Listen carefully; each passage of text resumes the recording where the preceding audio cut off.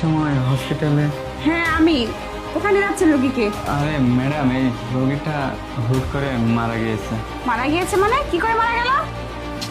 ও অসুস্থ ছিল, এই জন্যই মারা গেছে। ও। তাই হিমাগারে রেখে আসতেছি, ওর বাড়ির ফ্যামিলির কেউ আসলে দিয়ে দেবো। ও আচ্ছা আচ্ছা, চিকিৎসা করতে করতে মারা গেছে তাই না? তো এখানে এগুলো কিসের গ্লাস?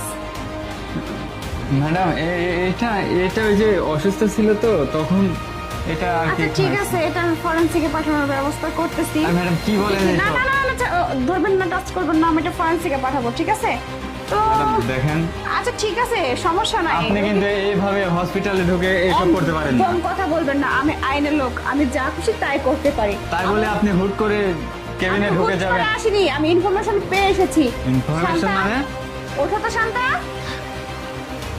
কি খুব অবাক হয়ে গেছেন তাই না, যে রোগী কি করে বেঁচে গেল? হ্যাঁ, যখন আপনি এই জুসের মধ্যে বিষ মিশাচ্ছিলেন তখন এই রোগী সব কিছু দেখেছে এবং উনি গ্লাসটা পাল্টে দিছে আর আমাকে ফোন দিছে সাহায্যের জন্য। এর জন্য আমি এখানে আসছি আপনাকে হাতে নাতে ধরবো বলে। ম্যাডাম দেখেন, এইসব আমার কোনো হাত নেই। তার হাজবেন্ডই আমাকে এইসব করতে বলছে। তার হাজবেন্ড করতে বলবে বলে যে আপনি করবেন? মানুষ উপরালার পরে একমাত্র ডাক্তারকে ভরসা করে জীবনের জন্য, যে ডাক্তার মানুষের জীবন দিতে পারে। আপনি জীবন দেওয়ার বদলে একটা রোগীকে মেরে ফেলতেছিলেন। আপনি হাজবেন্ড, ওর হাজবেন্ড বলবে বলে আপনি কাজ করবেন?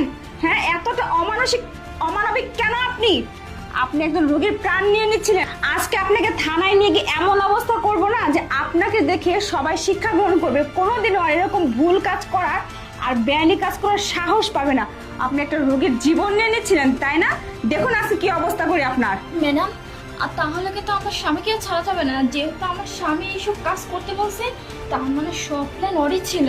হ্যাঁ, আপনি সব রকম সাক্ষী দিবেন, আপনার স্বামীর হয়ে সাক্ষী দিবেন, আর ডাক্তারের হয়ে সাক্ষী দিবেন। আপনার ডাক্তারের লাইসেন্সই আমি ক্যান্সেল করে দেবো। সারা জীবন এমন ভোগাবো না আপনাকে যে অপরাধ করার আগে দুইবার ভাববেন। দেখুন আজকে কি অবস্থা করি। চলুন ম্যাডাম আসুন।